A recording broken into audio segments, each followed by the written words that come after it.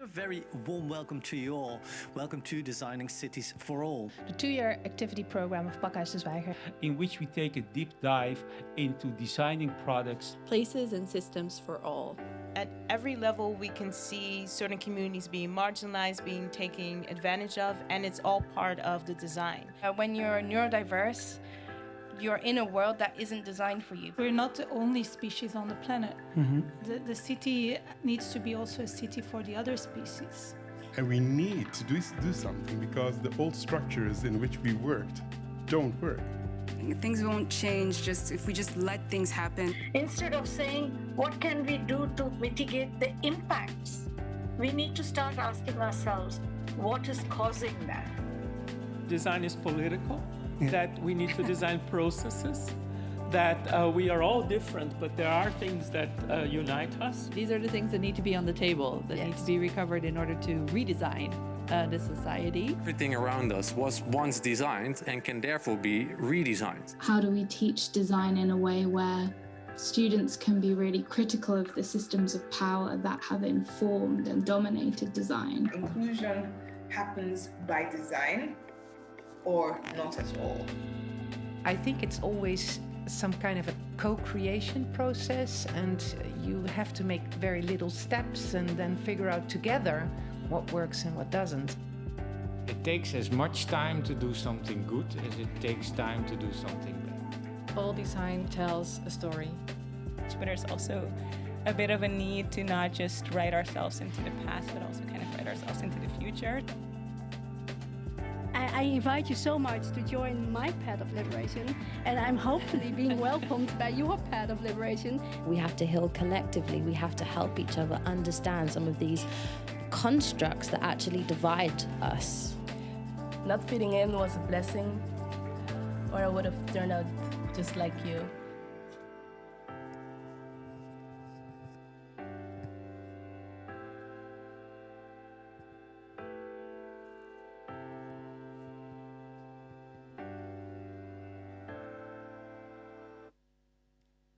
Hello, everyone. Thank you so much for coming. It's so nice to see your friendly faces. That was a wrap up of the 2 years of Designing Cities for All, a research and activist program that takes a deep dive into designing products, places, and systems for all. In 2003 and 2004, they explored the concept of regenerative design together with 6 other DFC FA fellows and lots of designers, storytellers, artists, science, and other experts.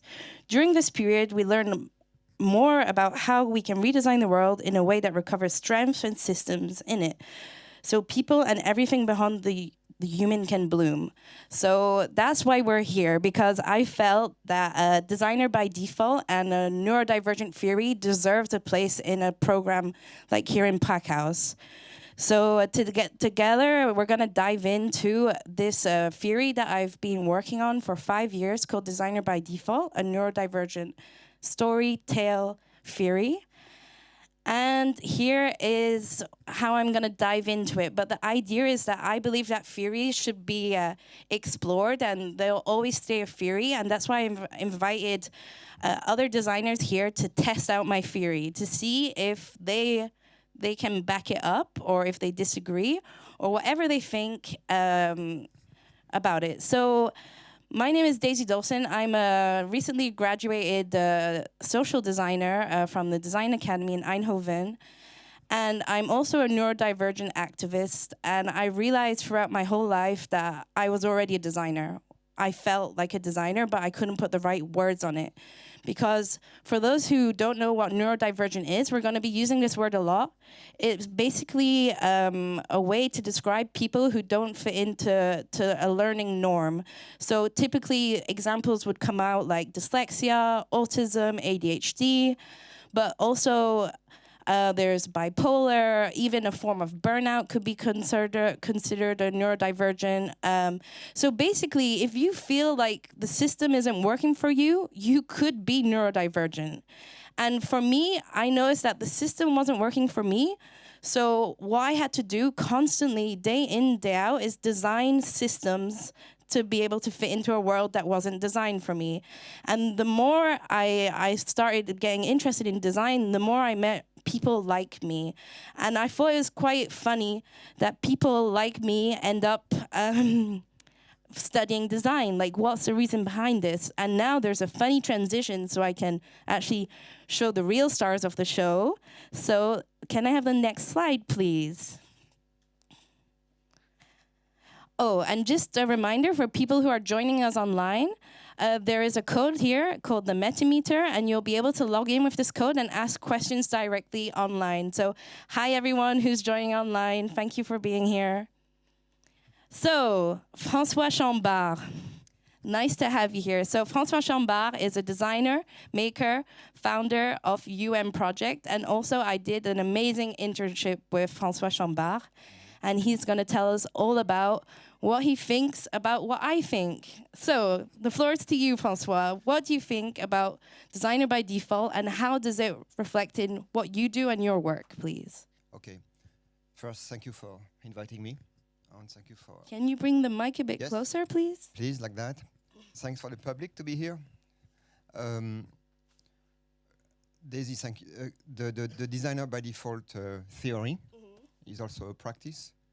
And for a long time, I've been fascinated with it when you first introduced it to me, because I feel indeed that neurodivergent people have an innate sense of design.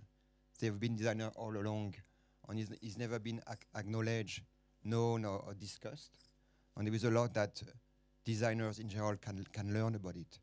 So if I'm here today, I have a vested interest in the neurodivergent community for quite a while, for personal reason, maybe for my undiagnosed conditions, but also because I've been I come in the field of neurodivergence and design, maybe from the design door, not from the neurodivergence doors. I've been practicing design for a long time, and I feel that if neurodivergent people are designers or don't know the designers or are not recognized as designers, I feel that designers actually, on the reverse, do not know that they have actually something which can help neurodivergent people to function as a tool to navigate and shape the world. So, François, can you tell us how you went from this high-class designer from New York to starting Unblock here in Eindhoven? And what is Unblock and what did you do? Can we have some slides of... Yes, thank you. I mean, to make a long story short, I've been a designer a maker for 20 plus years, and I've always designed objects, and I always felt they have a special power to touch on basically shape people. And so object have this power. And I feel like we should really use the power of this subject almost like a social or political order to make change. So I've tried to basically migrate from Project, my studio, which was a traditional making design studio, to Unblock Space, which is more like a social design experiment. And for that, I realized that objects, because of their kind of transformational relational power, create this relationship between people and object, between people and people, or between object and object too, that are more interesting than the object themselves. They can really shape, make a shift, make a transformation, and make us do things differently. As a result, they can actually make things on people visible, especially neurodivergent people. That's really like the core of what design can be and how the future of what design can be. But maybe, François, can we talk a bit about so here on the slides you can see the filter project. So could we do in a short few words? Yes, the filter project was a project actually we did together. Daisy and I, and actually Stein helped us, and some people in the audience were participating. So the filter project was basically helping neurodivergent participants to imagine, shape, make an object which was an embodiment of their ability, which was giving shape to the way they see and shape again shape the world. It was basically a tool of non-verbal communication, of awareness, of advocacy, to provide a positive experience of neurodivergent for the public, but also the neurodivergent participants themselves. But for us, it's not always about being positive or negative. We also want to be seen as neutral beings that, neurodivergency is a superpower.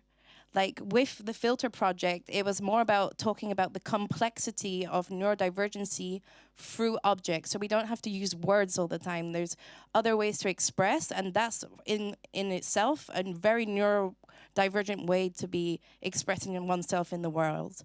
If I can add something. Of course. I mean, we could... we want to go into detail about in the filters project, but also what we try to do is what we avoided doing is to give a set established kind of norm definition of what neurodivergence is, because neurodivergence is, as we all know, intersectional. There is no one definition, but many experiences. So we really try to first engage participants who were not typically taking part in the design field to shape these subjects and provide a positive experience of what they go through. Exactly. We have one other project we would love to talk about with you, François. We're going to see in the next slides. Can you tell us the title of the project, please? Yeah, okay, very quickly, because it can take a long time. It was another workshop with Unblock Space last year. The workshop was called Take Space, Make a Chair. So it's obvious the chair is a norm, it's a convention. We find it everywhere. But we invited again a neurodivergent participant to break the convention, make something special, different, which really speaks about their unique relationship they have with the world, the connection between the body and the built world. So all neurodivergent people made a very unique chair, which was an expression again of their ability. I'm showing this one quickly. It's actually from this woman, Rebecca, who was actually has MS, or one of her conditions. So you can argue is it neurodivergence or not, but it's one of her intersectional conditions. And it was basically a chair which was not to sit but to stand. So it allowed her basically to take position, to be connected to the world, to the physical world, to the people around her, in a way where she was never connected before. And for me, it's a very simple thing, but this is our own object. With a simple move, with a simple shift, can change the relationship between a person who is not necessarily a designer and her surrounding. It sounds like the question, what can design do? So thank you, François, for this short resume of all the amazing work you do. We're going to come back to you after for some questions, after we talk with Stijn. So, Stijn, welcome. Can you tell me what this is? This object over here is my unblockeerde versterker, which means in English unblocked amplifier. Now, I've built it because of the Unblocked project. Another reference to Mr. François here next to me. And basically, since a little over 8.5 years, I have been a DJ by means of a hobby, not a main job or something. So it looks nowadays different opposed to what you see in the pictures, since the handle has been replaced and the speakers as well, actually, caused by flaws in the speakers. And now it's more compact, actually. So, Stijn, you've known me for a while now. And you always hear me banging on about designer by default. I really wanted to capture on live TV what you think about this theory. What do you think? Do you think you are a designer by default? I would rather say in a certain way, but not by means of a study. What do you mean by that? I have not been studying at the Design Academy for that. I know, but do you still consider yourself a designer? Yes. Why? Otherwise, I would not be built this, for example. Exactly. And so I think what the crowd would love to know is like your background. Can you tell me a bit like why is it so? Give us a bit more of a description of what's going on. Like there's a lot of electronical language written on your object? Yes, that has something to do with my education in the electrics. Thank you. In electrics. So basically, when I see this work, I basically see everything you know what to do in one piece. Yes. So you're a DJ. You know how to do electronics. You Yes. also do woodwork. The woodwork was by means of just simply getting the experience, by means of learning and doing. But the electrics, I was studying, but not at university, but more specific education. And so what's interesting about this piece is that it was part of a residency that François helped organize in Eindhoven, a residency for the people. I was also there. And basically the role of the assignment was we all got as many of these cubes as we want, and we had to transform them. And I kind of feel that this exercise, in a way, was very designer by default exercise. Would you agree? Here, yes. Okay. So I kind of feel, in a way, I might have some approval from Stein on my theory. Yes, you have. Woohoo! Lovely. So now we're gonna bring Valentine to the stage. Everyone can applaud, please. Woohoo!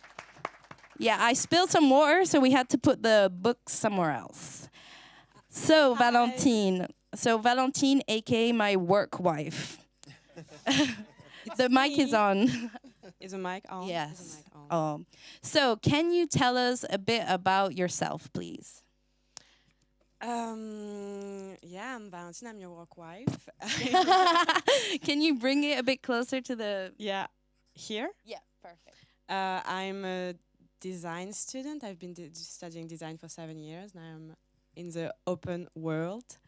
And I'm focusing mainly on textile and accessories design. Lovely. Talking about textiles and accessories, Valentine made an amazing custom piece for this event that we're revealing today. So this is very special, okay? So Valentine and François are going to show you the piece, and then we're going to talk about it and even experience it, because sensory needs are important, guys. I would like to remind you all to be okay to move around, drink some water. It's fine, because staying a whole hour sitting down is quite a hard task for some of us. So just be you. Okay, so Valentine. Ready? François. The unraveling. I should have got a drum roll on the keynote or something. Woo, woo, woo! Wow! Can everyone see what's written on the blanket? What does it say? Rest is work. Does that resonate with any of you? Can you make it move so we can hear the sounds? So this is a custom piece that I did for exactly this event, and it was commissioned actually by Daisy. Me? And we wanted to make a blanket that's like a sensory blanket that could at the same time mix a statement piece, a weighted blanket, a steaming toys, fidget toy, and just a warmer. And this is what we came up with. Wow. So the idea is that because I hope there's a lot of cool neurodivergent people in the crowd. So hopefully after the show, you can come and sit on a chair and really experience it and play with it. So it's very detailed work, and that's kind of what happens a lot with neurodivergent design, is that it's not like typical design where it goes from A to B. It's very fluid in the process. And Valentine, now I would love to know about your process in making this blanket. So it's kind of interesting to go from all of the options. So if rest is work, then all of the option can be some kind of a tree. And then you can see, okay, so maybe I should focus on working, and those textile in working, like work fabric. But more and more I was thinking about it, there was this idea of like, okay, but maybe just like come up with a blanket that's also just a space within a space. So if you take the object, then you can allow yourself to, okay, I can rest now, and I'm allowed to have this space to just, take some space and just like cool down.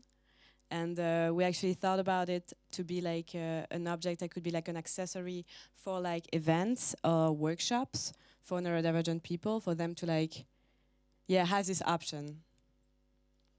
So, Valentine, what do you think about designer by default theory? Well, when you say that, I never really like relate to it, except when I like switched it in my mind like 2 days ago. I was like, maybe I'm not a designer by default, but I'm default to be designer. And there is like no other thing that I could have done. Even if like designer by default for me is really like, okay, adapting the world to your needs or adapting all the time to the world. But for me, it was more like I can see all of the problems for everybody and I can like help them as well. So this in a way is... So design is the key, just the default is placed different. So would you have any advice for designers who aren't necessarily neurodivergent themselves, or that they don't know that they're neurodivergent? How can people design for neurodivergent people, like kind of in your approach? Do you have any advice? There is this thing about perfection, and there's this thing about like, okay, I need something to be made exactly the way I want it to be made. But actually, in this piece or in other piece, we cannot really predict what people are gonna like.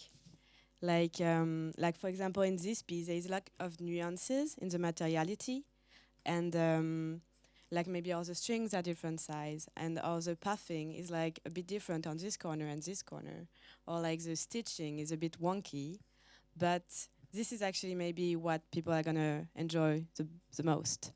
And all of these nuances and subtleties are what's rich in an object, and what's maybe what to be embraced. So I guess what's really important as well is feedback, ways to get feedback on products or concepts. And that's also why we wanted to actually make something for you today and actually see how you physically experience it, because it's not all about the words all the time. Yeah. So thank you so much. So now there's a good moment where you can ask lots of questions to all these amazing people, but I will be here to remind you that there is a magic code that will enable you to talk to us online if you type all those numbers up there. And so here we go for the questions. Oh, there was something I was meant to add, but Valentine made some samples of the research of the blanket, and our amazing colleague here is going to pass them through the room, so you can also take turns stimming, because I know it's not always easy to do so.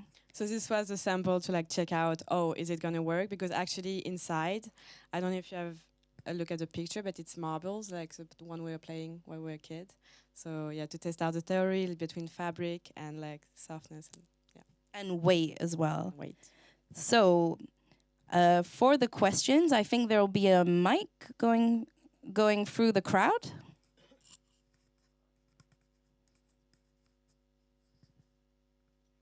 Okay. Oh, sorry. So please, I know there's a lot of chatty people in here.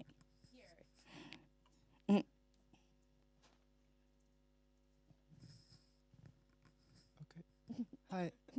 Hello. Thank you for the presentation. I have a question. So if we don't define what is neurodiversity, then how do we know if we're neurodivergent? Yeah, or where's the boundary? Or is there a boundary?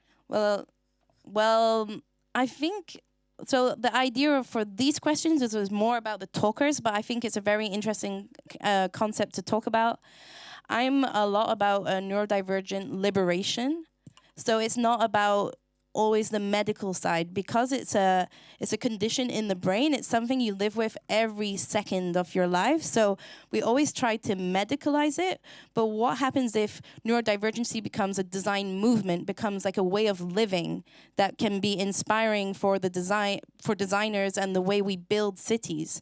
So not to eliminate neurodiversity, but by designing a different way, everyone would benefit from having this approach to sensory blankets when you're at work, or better lighting in a bathroom. So yeah, it is a risky path, but for me, it's a design movement for me in my brain now, and everyone can join. You don't have to be neurodivergent to care about this issue. And so, yeah, let's take away the medical side, because we do talk a lot about that a lot, and let's bring in the design, the funky, the colorful, because most of us are amazing beings. We all are amazing beings, but some of us are not allowed to express it in the way we want to express it. So yeah, I'm sorry, I should have guided the questions more. So because all of the speakers are here, we would like some maybe questions about the process, because every designer here has a very unique process, and I would love to hear what you have to think about it. Can I just add something about what was just said? There is an amazing work by Nick Walker that is called neuro-queering, and talking about queering as also neuro-queering, like the same process of queering can be applied to neurodivergency, and that's super interesting on that topic. Perfect.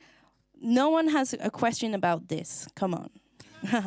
like, can you show how heavy it is?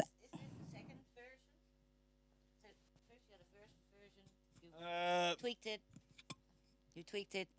Is this the second one, or is this the fifth one? Technically, it is one and the same. However, I just changed a few components. Yeah. One of the components to be replaced, you can see it immediately. That's the handle. Secondly, another component you can see, that's this aluminium cover. Basically, it is to eliminate any hum, since it is an audio device. Sadly not, it's not connected to even the electric network. Maybe after the show, we can have a demo. Why not? A DJ session. And another thing on the back, what I replaced, I will turn it around, is the power socket, but that's occurred just in the meantime. Stein, I have a question for you.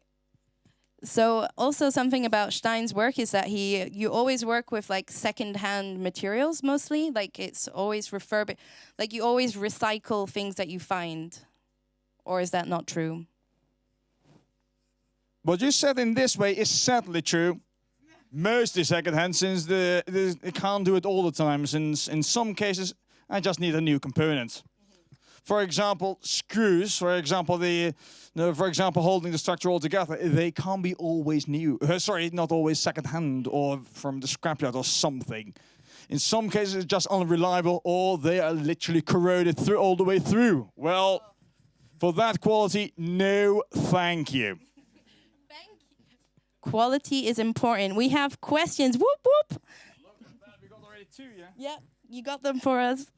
Well, I know your work, of course. But wait, can you tell for the crowd who you know? I am his sister.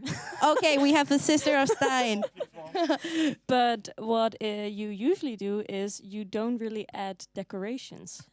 You always think in terms of function, but now I see Eat Natural, I see Naked, I see Track, I see all these stickers on them, and I think it's very funny. But can you explain why you added them? It was just a moment of joy for that. Well, sort of that. But can you then explain why you normally don't do it? Normally, I don't need to. The word is already as nice as it is. Sorry. So, did you do this then because you wanted to show them to the rest of the world and not just in your home, or? On top of that, this is just for my own usage. I got another one, which has the previous handle, as you could see in the images on the telly. Yeah. And that one is on the other amplifier, which had been making smaller even. But that's another story. I think we have a question at the back here. Thank you very much for your question. Yeah, I was curious because I heard one method of doing a co-creation session by using blocks, and I was wondering if you had more examples. Is it a question for Stein or for both of us? For everyone, every designer, I think. I think, yeah, Francois, you'd be great for this question. Yeah, I mean, the thing which, as a designer, what I realized is for a long time I was a solo designer, you know, like a typical, the myth of the independent designers, you know. And I felt it was important to apply the practice of design to people who usually don't access the design field or are not in the limelight, in the spotlight of design. So all of the workshops, all of the projects we do together, either with Stein or Daisy or other people, it's always one-to-one kind of object development, object design. But I'm just the facilitator in my case. I'm just providing the tool, the environment, or the conditions, or sometimes the budget. But I have nothing to do with the design. And yeah, in this case, we do boxes, or we make a chair, or yeah. Often, all of the projects with Unblock, the group which tries to basically develop a design process for neurodivergent participants. I can tell you more about it, but basically playing with different notion of times, different ideas of cooperation, etc. With the whole process. Every time we try to treat the participant as real creators or professionals. So, which means like often there is an assignment, you know, like this, or like a brief. On the goal is in a 1 day or a month to create something which has nothing to we should not be embarrassed compared to a traditional design project. You make a template. You create a template for people to play with. Yeah, like a space. It's more like a space. Yeah, or exactly. Provide the conditions or the material. But also you say we're going to do it with cubes. Yeah. But it's going to be within a month. Yeah, something like that. Yeah, exactly. So that's a template. Correct. And then you can let your creativity. Yeah, I mean, I feel like basically design, especially object making, is basically almost a type of language. So we work with all kind of neurodivergent participants. Sometimes they're actually non-verbal. It happens. And what's wonderful is quickly, after 2 or 3 days, you don't need to speak. You know, like you actually use. My point is, you use objects and design as a language, and it's a great tool of expression of taking space. Actually. May I ask something? Please. Thank you. My amplifier here contains just 4 blocks, all from Francois indeed, but I use them just here to put in the 4 speakers. Simple as that. But that wasn't a question, Stein. No, but just to add. Exactly. Yeah. So we still have a few more minutes for a few last questions. Can we go there and then there? Perfect. We just need the mic so the people online can hear what you're saying. Yes, hello. I was kind of wondering about when you were talking about co-creation with neurodivergent people. I think in my head, if I think about that, I'm kind of struggling about how to set the co-creation. So do you give a very open assignment or do you give some kind of boundaries? So do you have any tips from experience how to set up a co-creation assignment? I think maybe co-creation may be a misleading word, because often it's basically actually it's more like solo creation, and I'm just providing the conditions. I think what's happening, what I observe as a kind of a double agent, basically, as a designer and a neurodivergent ally or participant myself. I feel like basically the design process or design field doesn't allow participation or recognition of I would say non-traditional members or designers. Like there is a very set process of design, which is very linear, very time-based, very constraining, and often you don't leave the room for underrepresented participant or basically non-traditional participant to participate. So my goal is not so much to push a model of co-creation, but is to basically provide the space for people to actually to enter a field which is usually not open to them. Okay. But in experience with working with François, we've noticed that limitations also sometimes create a lot of creativity in people. And so sometimes, especially depending on what type of neurodivergencies we're working with, in our experience, like creating this format, a clear format, but with a lot of freedom around it, for me, that's one of the magics of how you work and also how I apply in my work, because we learned that doing it with us, like practicing on ourselves. We have a few more questions I saw in the crowd. Can we pass the mic over here to the guy with the cool glasses? Hello. Hi. Thank you guys for the talk. I know that you, Valentine, Francois, have been giving workshops. It's time participating in one of the workshops, and I think that the world we live in now requires a more engagement with materials and this discomfort with existing. I think we're a lot in our heads, and maybe that's really hard for a lot of people. I was just wondering if there is any sort of assignment that people that feel the need to engage more with the world, they could start with you, since you guys give workshops and it's time participated. How me, maybe as a non-designer, or maybe as a person that wants to engage but haven't yet, how can I start? I would say find a hobby, really knitting and sewing and weaving and claying and all of those things is super. Actually, it's kind of funny you say that, because I've been reading things, but I don't know if it's true for sure. But the kind of ASMR satisfying videos that we watch are apparently a need for touch and materiality that we lost. Over the years with maybe cooking less or doing less, and this is our brain reconnecting to hands touching things or very materials. Then it feels good. So, I think it's. So a way to reconnect, but not necessarily with humans, but with spaces and places and objects, in a way. Knitting clubs. Let's just all start knitting, everyone. So thank you. Sadly, I can't take any more questions for now, but we'll have another question session at the end. Now I'm going to invite these amazing designers to go back to their seats, if we can get a round of applause. Woo, woo, woo. And I'm going to invite Laura and Oscar up to the stage.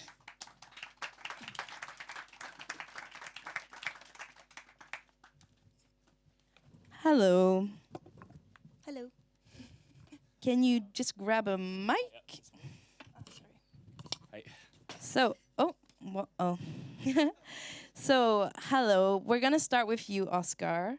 So, officially, the first question was, what did you bring for us today? Yes. Maybe I should actually remind who Oscar is, because that's my job. So Oscar is an amazing design student and maker that I had the privilege to meet on the last year at Design Academy, and since then we've been vibing. And I really want you to see what he's doing, because I really like it. Thanks.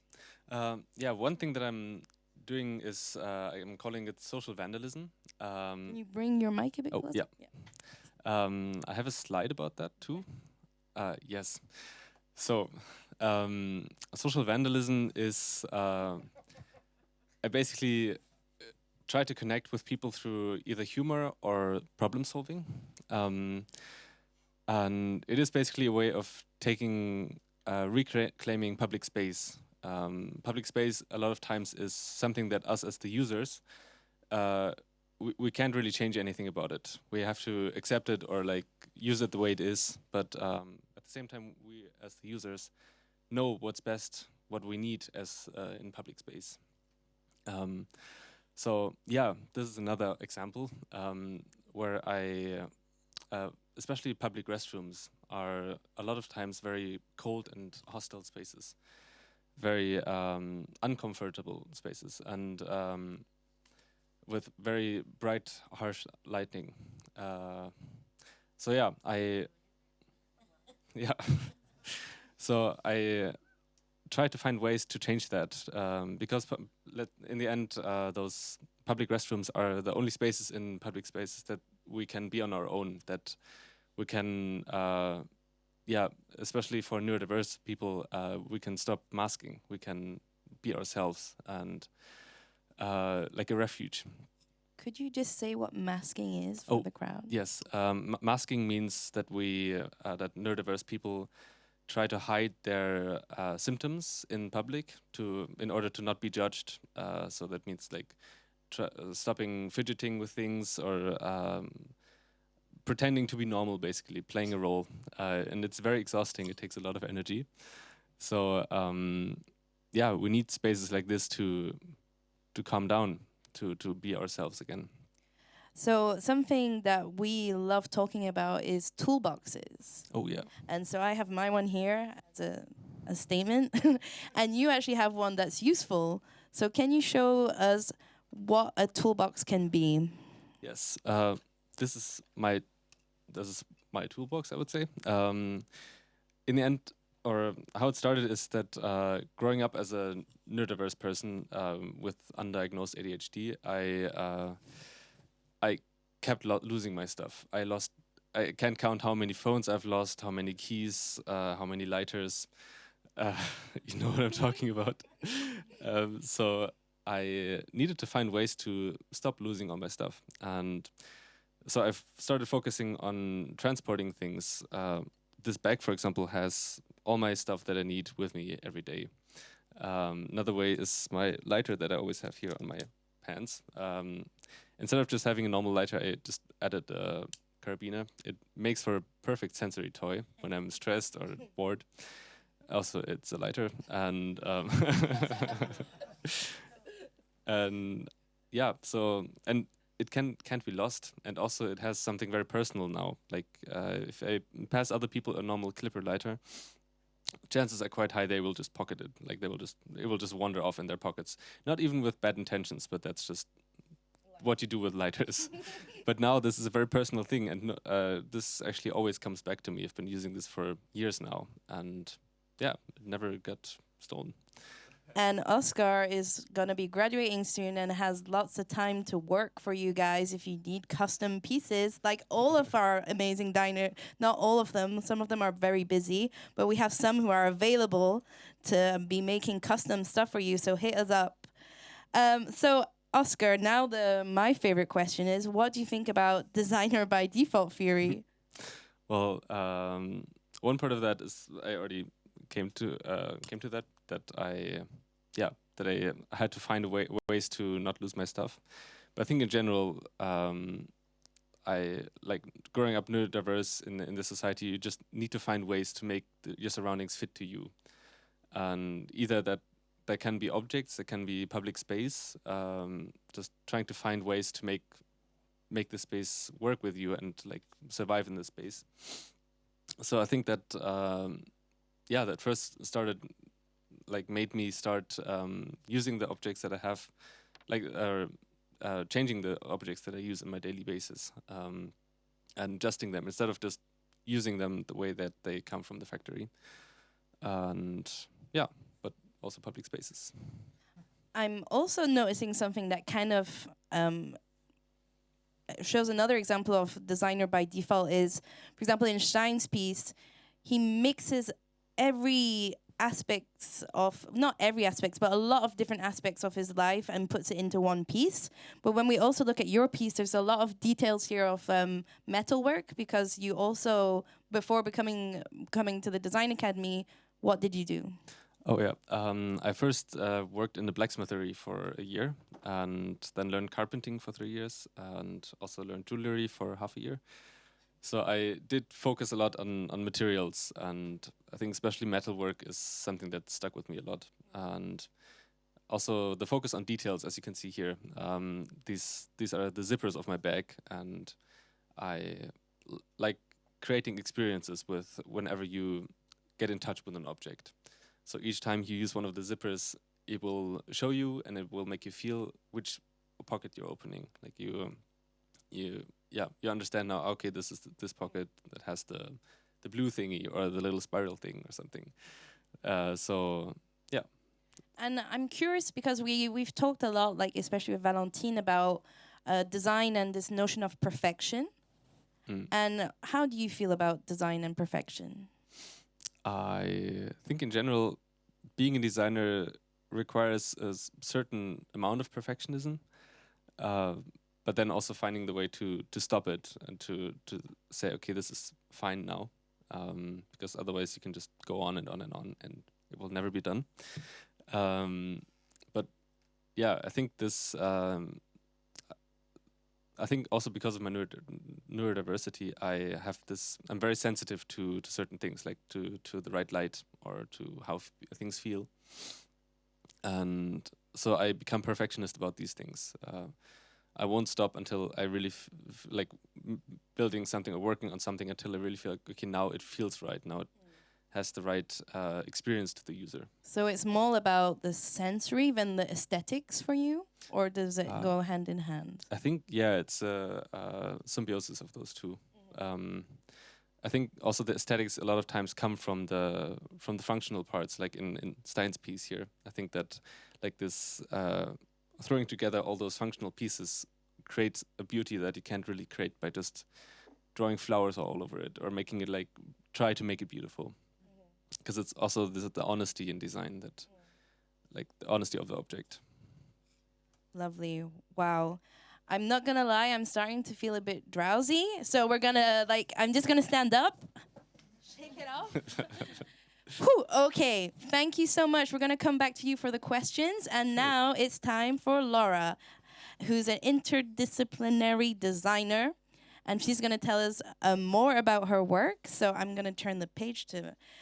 So, Laura, I would love for you to elaborate a bit more on your personal experiences and how it drove you to your design approach and your perspective on neurodiversity in public spaces.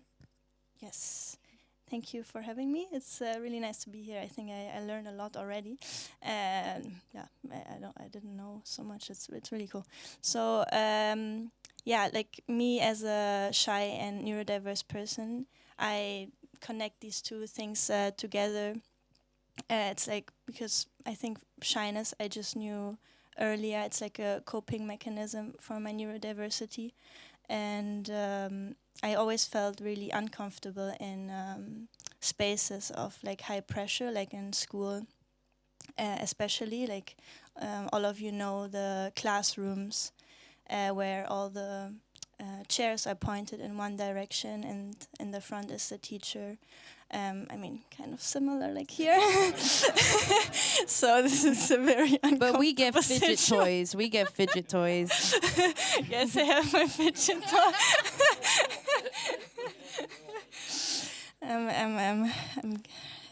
I'm here.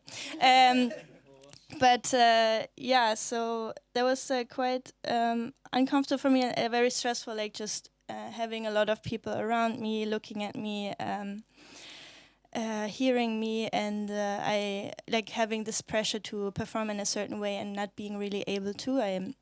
Because I also neurodiverse. I was diagnosed with dyscalculia, and what was so then I was thinking like what would I have wanted back then, and also what would I want now in a public space, because then I was also I was doing my master thesis at the Design Academy Eindhoven, and I was kind of in a similar space as in school, and felt also very uncomfortable, like watched from all sides, also just very clean tables and chairs, and I just started to like turn my table around, look like how do I feel comfortable in a space. Maybe I feel comfortable more looking at the people than they're looking at me, or having everything under control.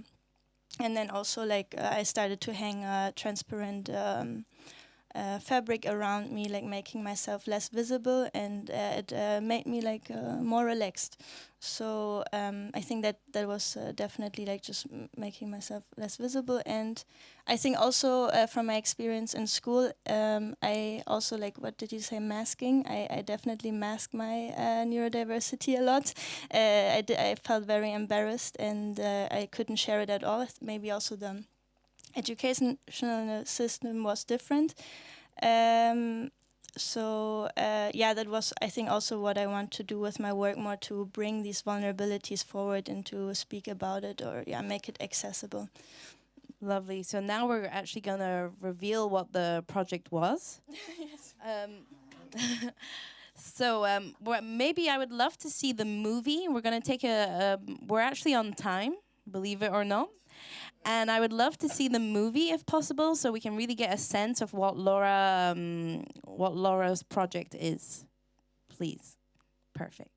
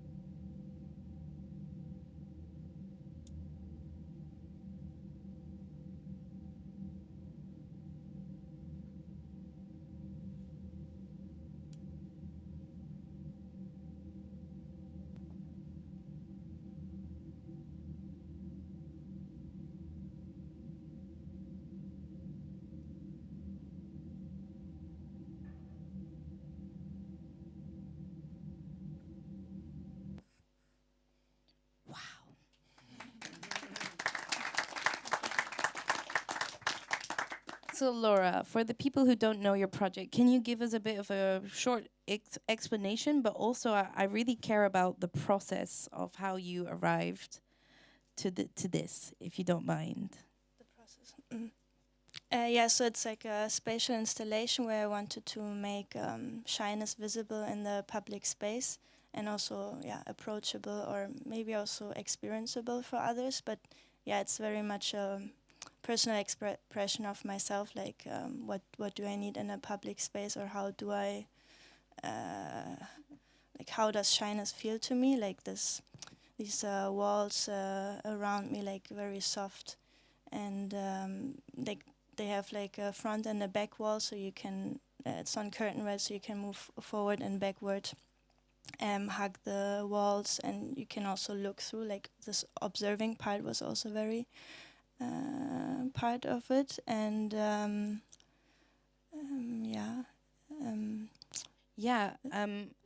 and now what I would like to know is you showed this work, like the full installation, at the graduation show. Yeah. And I was wondering how, because people could actually go in there and experience it, and there's a lot of people at the graduation show. How did people experience your work? Was there anything interesting that came out? Yeah, definitely. So I was sometimes just in the back a lot, watching people what they're doing with it, it was really funny. Like I think a lot like similarities were like people really like to touch it. I think like the softness sparks like some that they want to really engage with it, and immediately looking for the entrance to go inside. I don't know what they did inside. I couldn't see them, but they were also like looking through this hole, and like I don't know if you have the videos of like engaging. Not okay. this one. It's fine. Yeah, but yeah, definitely engaging in different ways, and yeah. So I have a bit of a general question for everyone, but also for both of you in the last few minutes that we have together on stage.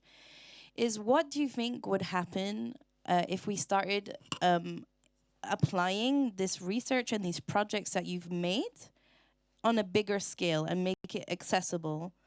Like, what if social vandalism actually became normalized, and what would happen if this your work existed like in a school or in a context? Could we maybe have a little talk about all the three of us about this? Yeah, about social vandalism, I think that public space would change a lot, because it would suddenly give the power over the public space back to the people who use it, and it would become much more personalized, and people who use it would feel more understood, because they see that the people who created the space are not just some designers or some architect somewhere on the other side of the world, but they are actually also the people who use it. So it's a connection that like people feel more connected to the other people who use the space, I think. Yeah, yeah, I'm thinking about it also a lot, because my work is kind of very artistic, or is also stamped on as artistic, but I always see it as something that actually I want to implement somehow, but it's people understand it as like, oh, this is too crazy, or but to have it there, actually, I think it would help a lot. At least I think it would have helped me, and maybe other people as well. So yeah, I lost the train of thoughts, but Yeah, I think we're all getting a bit tired, especially me. So I'm gonna. So now on the script, it says that I have to address the speakers and crowd about the future of design if we apply these theories and methodologies on the bigger scale. So basically, it's the question I just asked, but more organized. Yeah, I really feel that the designer by default theory could be applied to any form of design, and I really advocate for this neurodivergent design approach to be taught at schools, to be implied at work, to be, like we need allies. We need people who want to see the world designed for everyone, or not just a certain type of person. And also, I really care about representation, and this is what it was about today. It's about showing different examples of what design can be, because sometimes when you're a designer, you're in this design bubble, and we all understand what design is. But the minute you go out to the real world, when you say, oh, I'm a designer, they ask, oh, what clothes do you make? So I also wanted to showcase here all the different forms of design, and I kind of feel everyone here is on the path of designing their own design methodology that we could all benefit and learn from. So that's why I felt this urgency to create this show with you all today. And I would really love for you all to interact and experience what we've made, what we brought. And of course, I tried with a team here to cater this event to be more neuro-inclusive. I don't know if you noticed, we have a graphic designer team who made some animations for us, who are in the crowd, who are also neurodivergent friendly. So if you're looking for graphic designers who are neurodivergent friendly, they're here. Yeah, I just feel like there's a lot of people doing a lot of things, and now it's time for us to gather together and document this and make it an actual movement together. So that's why we're all here today. And now what I'm meant to do is say the Menti, the code. Oh yeah, sorry everyone, like 1 hour is a lot for me. Can we go back to the slide just before? Yes, so this is an animation that we made because I've got a very nice announcement that I'm gonna make after the wrap up. And this was just to stimulate our brains, because this is an example of what neuro-inclusive design can be, just a small animation. I don't know if you recognize the DVD effect. And this is a brain hack for especially with people with ADHD to be able to listen. And this was a special announcement. And now we're going to the special announcement that is, boom. Yay! So yes, we have decided me, and I'm trying to get everyone to join, is that we're starting a neurodivergent design collective where anyone can join because everyone, in a sense, is a designer by default on a scale.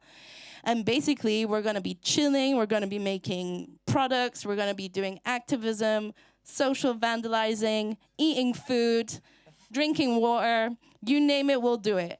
And so the idea is that you should all follow me on Instagram, and I'll invite you to this very cool collective. My Instagram is Daisy Dawson Design. That's my real name. Okay, next slide. And what's the name of the collective? Oh, fuck. It was kind of clear in the video, right? But thank you. It's adhesive because I find a lot of poetry in tape. I kind of feel arrows and tape are the most common design tool when you want to show people a new direction. So I thought, and a way to stick, I love the idea of things sticking, but not being permanent, because I don't think design should always be permanent. So the idea is that we're all adhesive together, and I like it because it's a word in English and French, and it's also spelled the dyslexic way. So yay, so please come and join Adhesive. I would love to see you all there.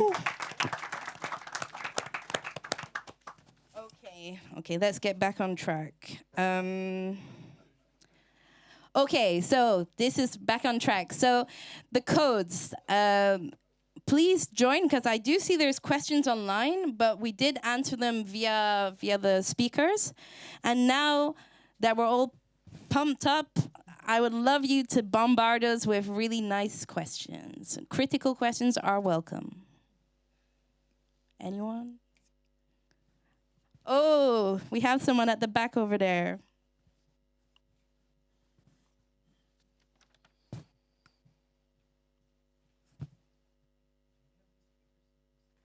Speakers to the stage, please. Everyone, can we have everyone to the stage?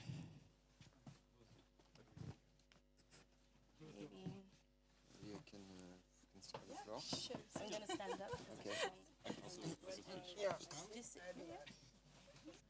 Perfect. Stein, can you sit there? So we're just making sure we all fit on the screen. So look at this amazing team, everyone. So yeah, let's start the questions. So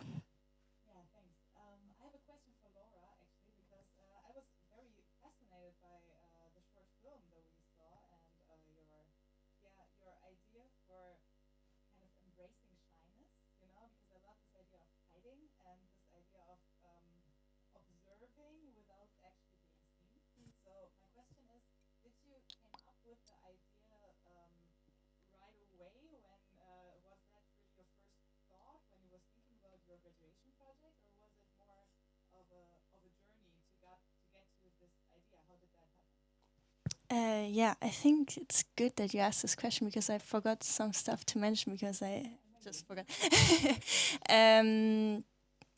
So yeah, the inspiration came from this book from Hamza Hassan. Maybe you can show this picture. Yeah, Shy Radicals. That really sparked motivation in me to work on that. It's super cool.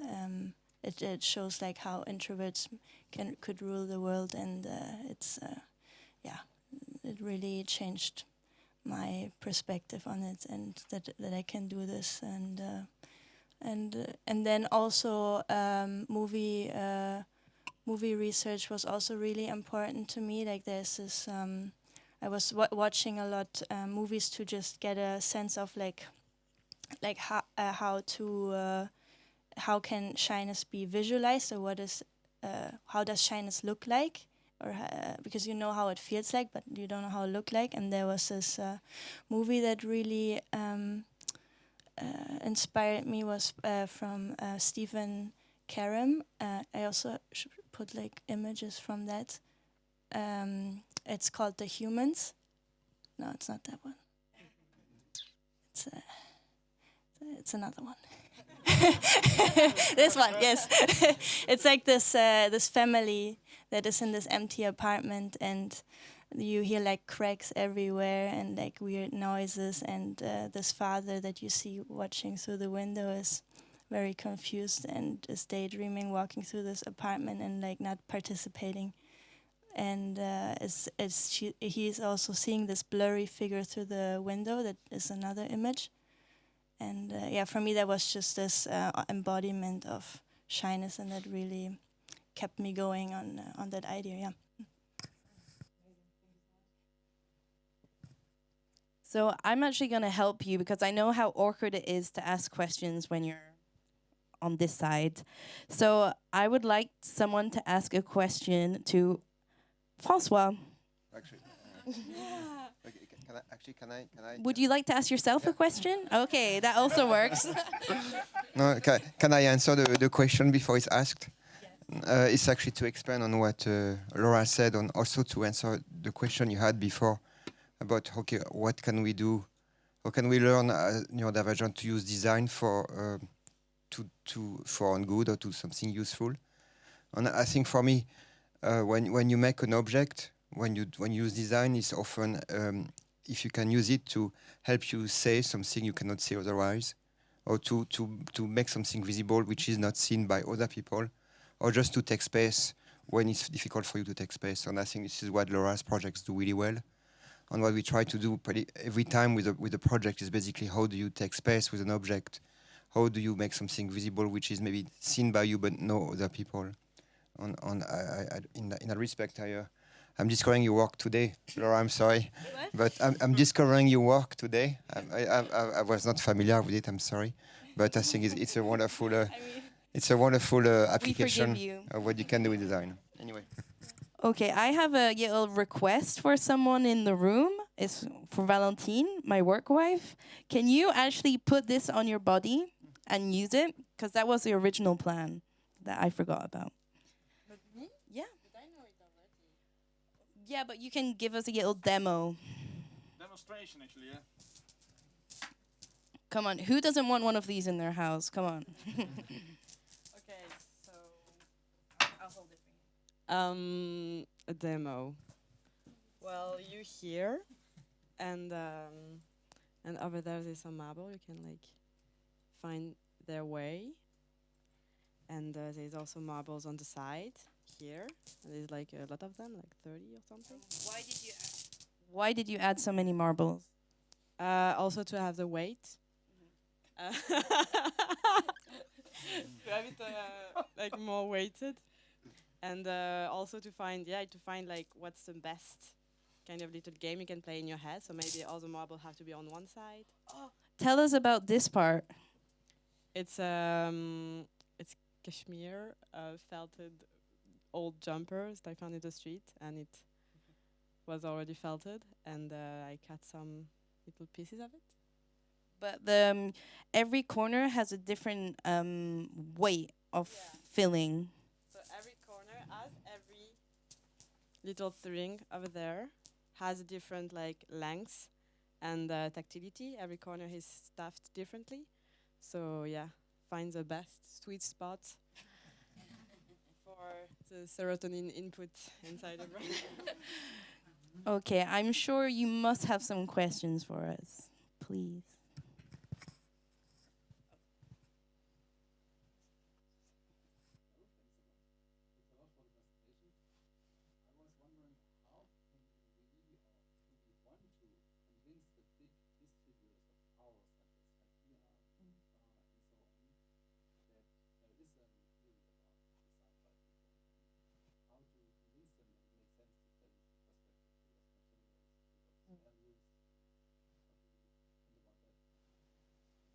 Would anyone like to take that question? By joke, maybe. Yeah, go ahead. By joke. Oh, go. We love jokes. By joke, go to the court. But you could go legal, or you could go social vandalism. You could do organization, more like, what would you describe?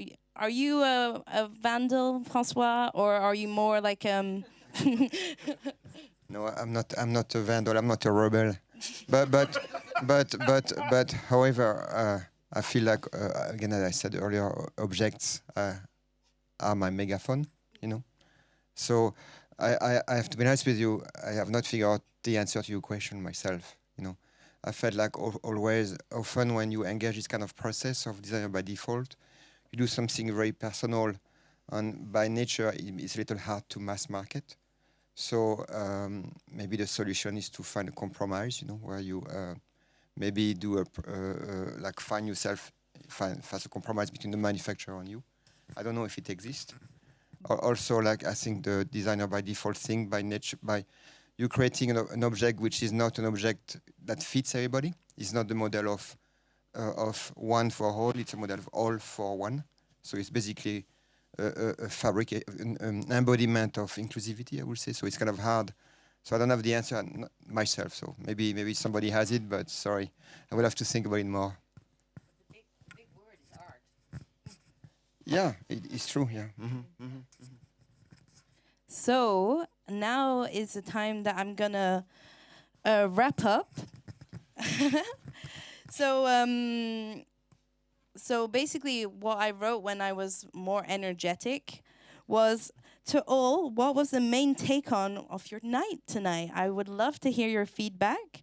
And what I really want to, like I said with adhesive, is that we want to take steps together. And I would love to hear about how you think we can bring a new approach, and how maybe some of you identify as a designer by default tonight, and how can other designers, other people help you to embrace that side of yourself? Because let's not forget that design is also a privilege. Like, to study art or design is not always accessible for everyone. And so how can we bring, like, the main question is, how can we bring design to the masses? How can people start designing for themselves and for others instead of expecting designers to do it for them? How can we include people more in the process? And my favorite one is, what do you think about designer by default? I really need to know, because I'm writing a book about it. So thank you so much.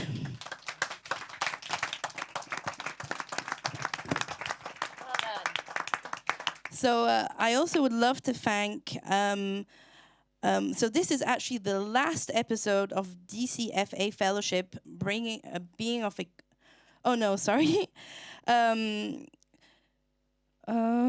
sorry, I'm so tired, guys. Basically, I just have to thank you all for being here, and especially all the team at Packhouse who made this possible. This actually happened because I sent a really creative email. And sometimes just like pushing emails and trying things, people are way more receptive than we think. So I really encourage everyone to send that email, because things do happen. So thank you.